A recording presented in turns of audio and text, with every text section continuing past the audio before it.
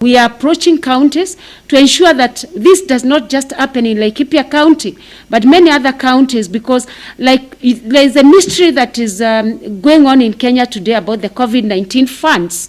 We as the Ombudsman are looking at counties and ask them, the money that you received from government, how did you use it? How did you expend the money to make sure that the mwananchi who is supposed to receive masks, sanitizers, and all these other facilities that are supposed to be availed, how have you spent that money? Na nitukugia na ihinda mweri ungi umwe kana iri guka tuki wabici yaharirika wega tukirera iothe ara Laikipia na to Laikipia wiki iritungataga nginya kaunti ya Nyeri, kaunti ya Baringo, kaunti ya Isiolo, kaunti ya Nakuru,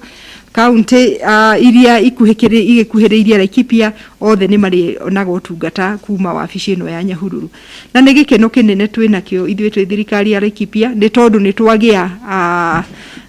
na muthiriti turikirutithanagia wira nake, na uguo niguo tukoretwo tukiruta wira twi thirikari ya Laikipia gucaria partners aria tureciria undu umwe kana twina meciria mamwe,